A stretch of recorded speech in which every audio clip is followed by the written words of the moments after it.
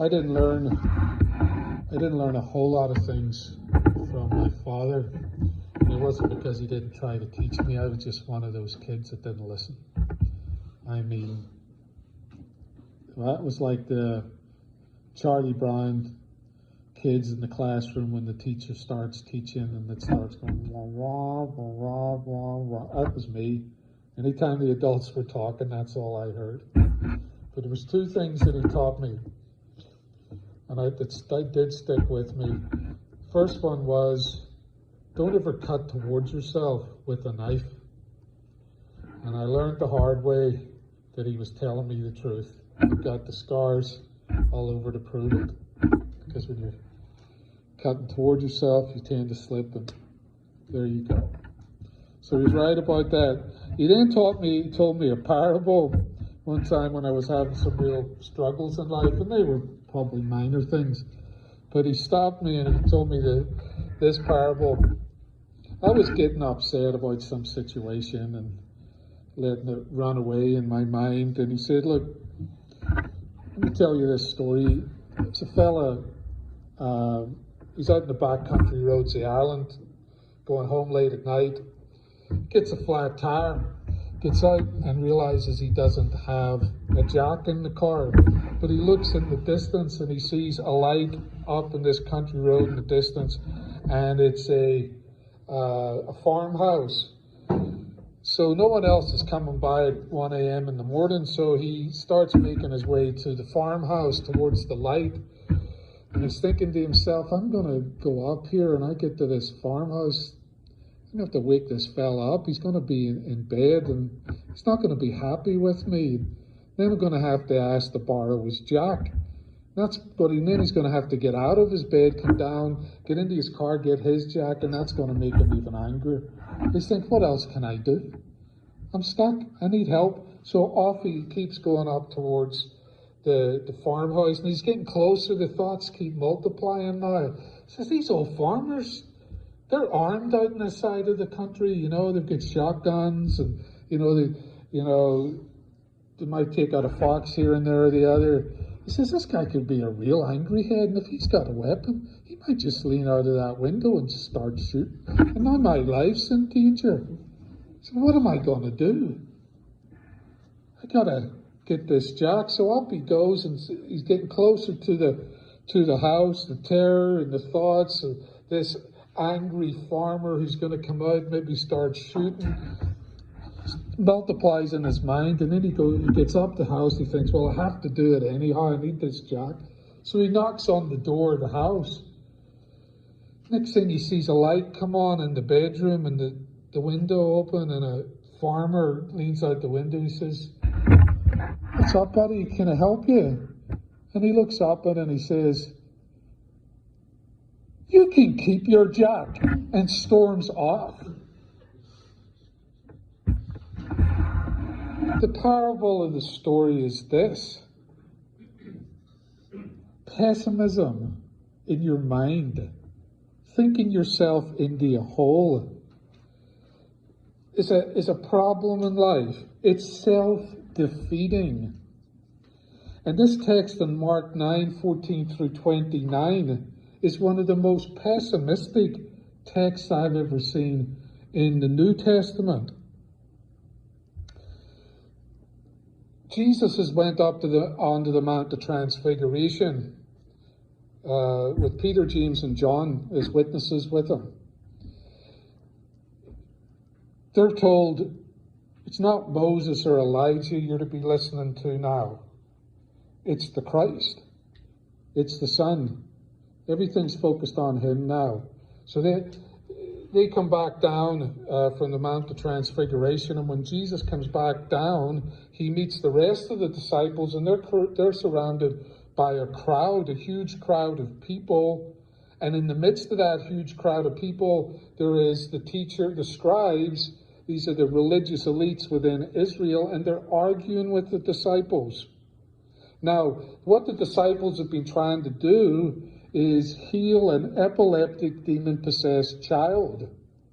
And as they're trying to do it, these scribes are arguing with the disciples. And think about that. What kind of sick mind do you have to be arguing with men who are trying to heal a child? They're in the middle of probably arguing about Jesus and who he is, or arguing about his teachings, or trying to sway the crowd back to them. They had no concern for a very sick and desperate child, tortured by evil, and a desperate father. No concern about them at all. Now, what can we learn from this? We need to consider this, that some people just want to argue religion. They want to argue religion. They're so dark and caught up in their belief system. They don't care about people. They're pessimists. And their only interest is to argue religion. Some people, it's like their hobby. They're never ending with it. They get fun out of it. But again, they don't care about people. But for some, it's their career path. And it was the career path of these scribes, these leaders within Israel. But it was their career path to keep control, and they're seeking to keep power over the crowd that the disciples are ministering to. So beware of negative, pessimistic, religious people around you. We're going to meet them. We're going to meet them when we're serving Christ. Because the disciples were serving here. And in the midst of them serving and helping others, the pessimistic, religious folks came in and distracted them from the task. So I know it's difficult. I know it's difficult dealing with people like this as you meet them. But we're going to meet them. We're going to meet them as we serve. And as we serve, it's going to be difficult. Doing good is a hard thing to do. It's hard to help people. Now we could throw together, and manufacture a ministry of, gathering food together for people, organizing some kind of distribution, do the same with clothes, and they're good things. But I'm not talking about maybe those kinds of things. I'm talking about getting involved in the lives of people who are really hurting. Like that young boy was, and his father was. And as we get involved in people's real life troubles, that's difficult. And it's surprising what we're going to face when it happens. It gets messy. And some of the messiness is the opposition that comes from those who are power-grabbing religious hypocrites. Listen, they're poisonous people. And we're not to put up with it. We're not to put up with it. We are to level them. But we're not to wear ourselves out with arguing with them. It's a distraction. They're a distraction. And they're a distraction from soul-saving work. See, that's what the disciples were doing. And in the midst of doing the soul-saving work, they had these religious people come in and distract them. Now, when Christ arrives, he confronts them. It's very interesting. The first people he goes to is those who are causing the argument. And he says, then what are you arguing with them about? Talking to these scribes and saying that they're arguing with the disciples. And they say nothing to Jesus. They kind of slink off into the background. And what you have here, what you have is then the Father pouring out his agony to Jesus. So important for us to keep in mind that we're going to run into religious hypocrites on a regular basis. If you're a Christian, it's just a part of this. It's not a nice part, but get ready for the rest of your life on the planet. You're going to run into religious hypocrites.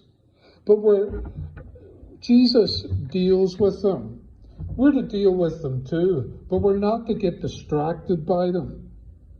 We're not to get disheartened by them. We're not to get pessimistic because of them. And the last thing we're to do is to be stopped by them.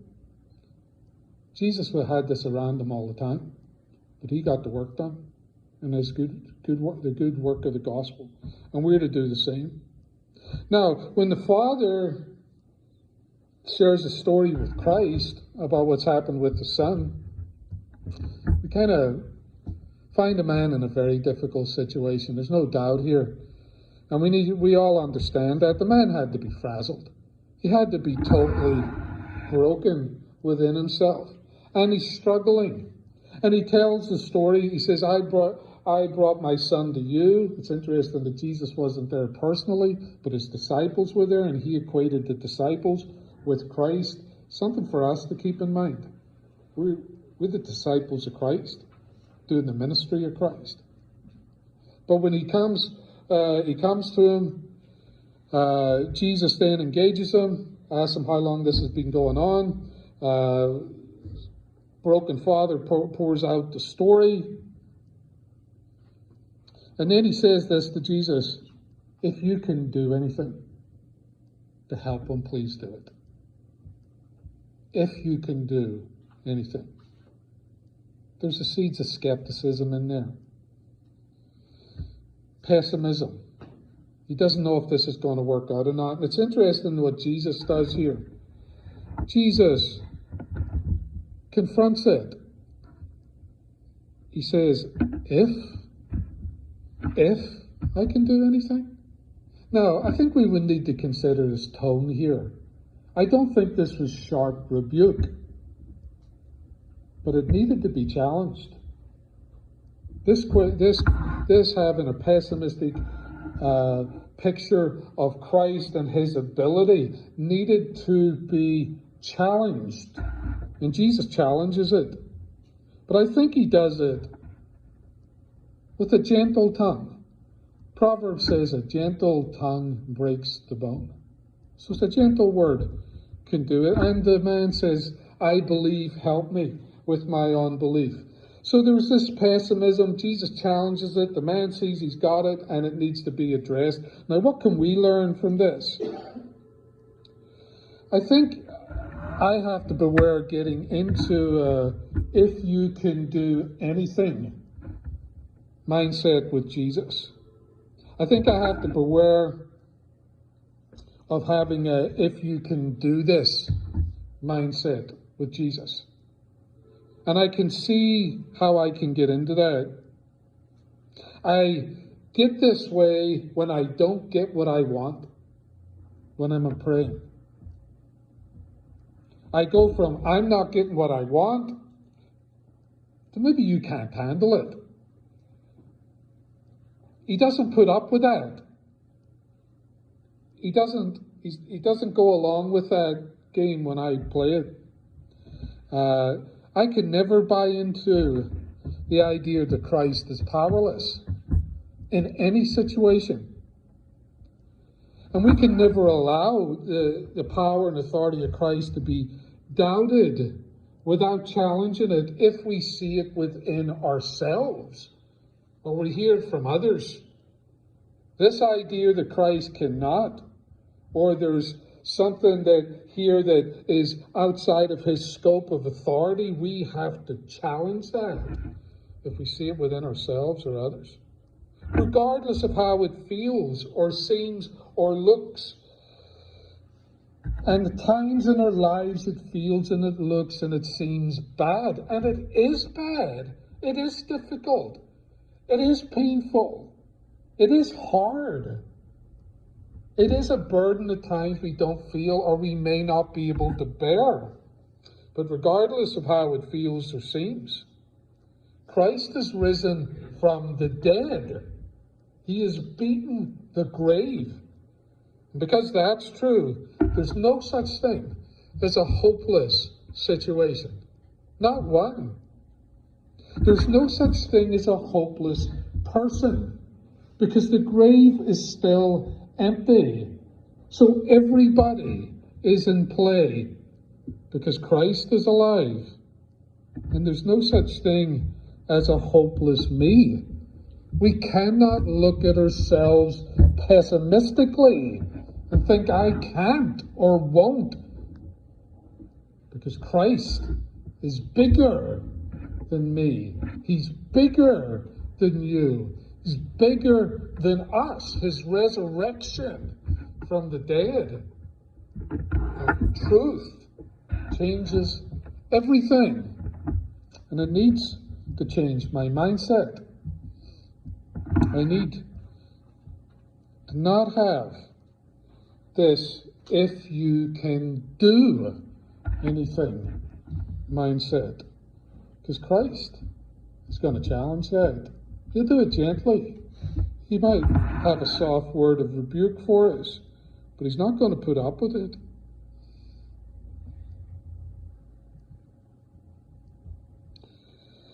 Good is coming to you and I. We said it last week, and it needs to be said again.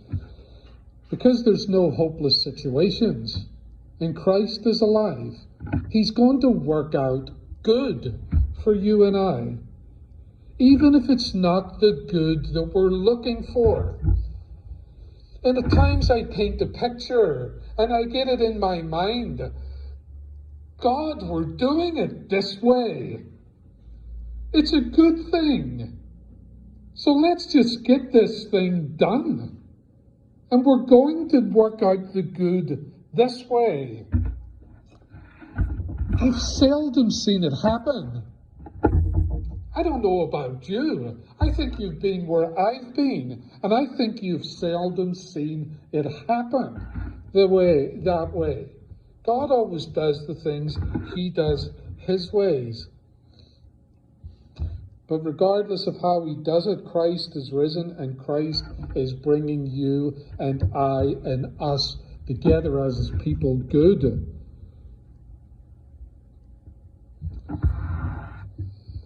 And remember, we're Christians. We don't do worry. We don't do worry. Well, I don't worry, I just think about things. Well, you better quit thinking about things. Because we're Christians. This world should worry. They've got a lot to worry about, not only now, but when they leave it. But not you and I. We're safe in the hands of Christ. So we're not going to worry. And we're not going to do fear. We're Christians. We don't fear. Because we know the one who's on the throne. And we know that we are with him and he is with us. And he's purposing us good. So fear's not on the menu for us.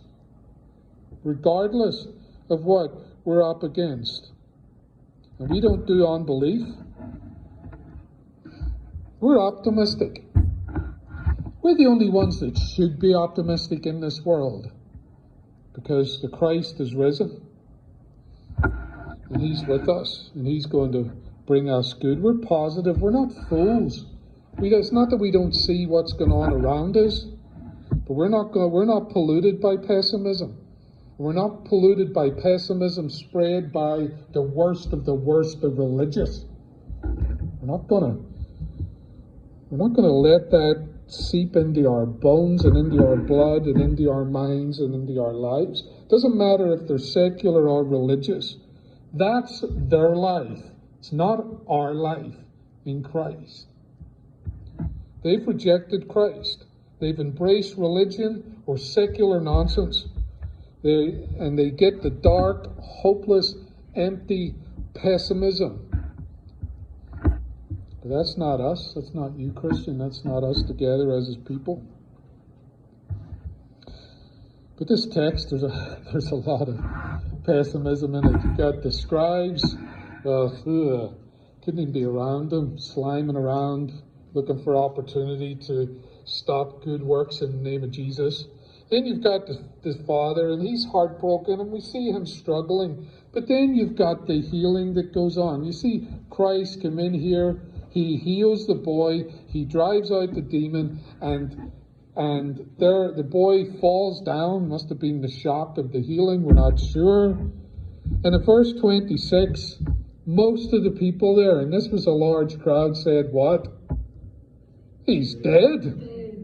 Listen, it wasn't just one guy. You might expect one guy to go, "I think he died." It wasn't just a handful of them going, "Yeah, I think he's dead." Most of them. This is a large crowd. Most of them. And it's interesting that they jumped to that conclusion so quickly. They didn't say, "Well, let's investigate. Can someone go check for a pulse?" No. They didn't wait a while. You'd think you'd wait a while, right? You'd be kind of, "Well, I'm going to wait and watch."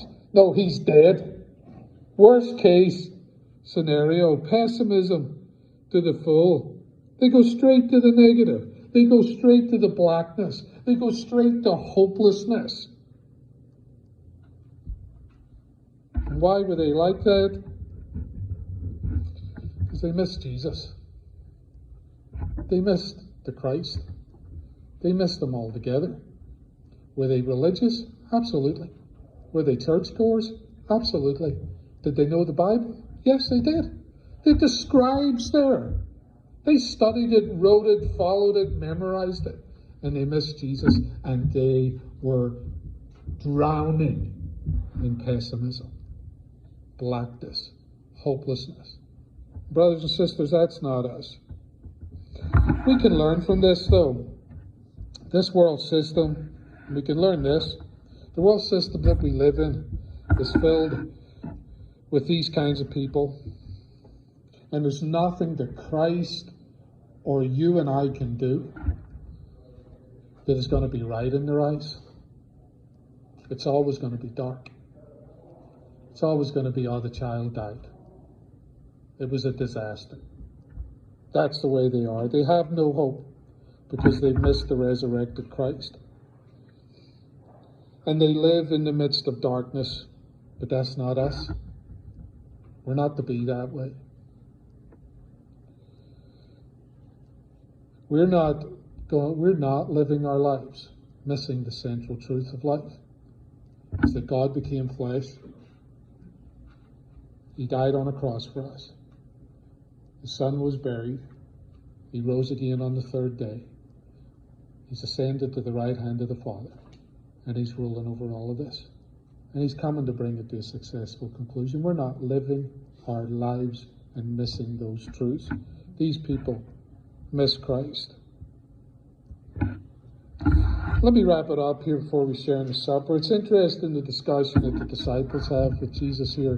Why couldn't we do this? They had success in the past, and now they hit a roadblock in the midst of trying to help people, trying to help a terrorized young man and a broken father. And they say, "Why couldn't we do it, Jesus?" And he says, "These ones don't come out except by prayer." Other Gospels to say prayer and fasting. Jesus said, "You ran into something hard here, something real hard in the spiritual realms. And this needed serious prayer." Now, this wasn't the kind of prayer that you hear men standing behind pulpits talk about to us today. Say your prayers, and, make sure you ask for what you need, or, if you pray, God's going to give you this, that, or the other. That's not what Jesus is talking about here.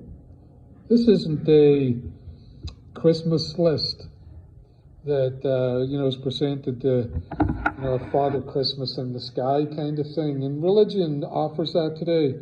What Jesus is talking about here is a tool of war. He's saying the prayer here is about a tool of war.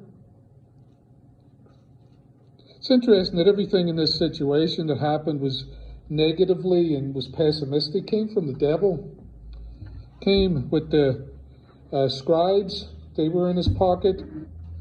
The doubts the Father was having was coming from the evil one, doubting that Jesus could do what he claimed to do. And the crowd were in the devil's pocket because they lived in the blackest of pessimism in their religion. And the disciples needed to pray. Not that they sang God a Christmas list, but because they're in a war. When Argentina in the 80s took over the Falkland Islands, or they called them the Maldives Islands, Margaret Thatcher was the Prime Minister at that time, and oh, how things have changed in that department back in Great Britain. They called her the Iron Lady. She just wouldn't get with anybody's program except for her own. She's a God-fearing lady as well. But when the Argentinians decided they were going to take some islands back that were off the coast of Argentina that belonged to Great Britain, she says, all right, get them out. She got the troops out. Got them on the ships, said, you're not taking our property. So off they went. One young man, I think he'd signed up for the military 3 months earlier in the infantry, said, what do you mean? We're going where? I said, you're going to war. He said, and literally he said, I'm not going. And they said, why not? You're a soldier.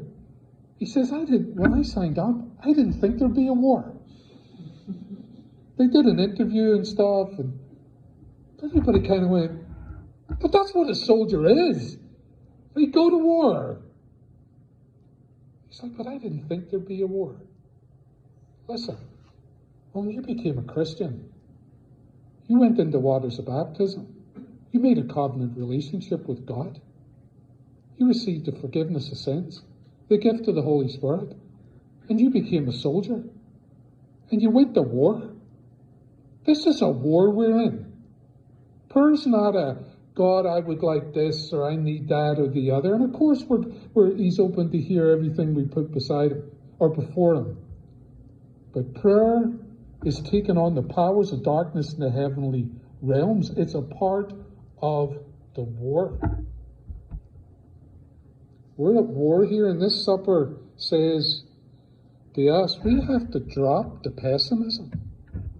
When it comes to the attitude of the world around us, when it comes to seeing this question of can Christ or can he not, that has to go, that has to change, because we're at war here. Now, it's a war that has already been won, but we have been called to fight in it, and we chose freely to sign up for it. But because Christ is risen, and this supper talks to us about the third day, that he, remember it talks about his body, his blood, his crucifixion, and on the third day he took that body and blood up again, and he's risen. So we should be optimistic.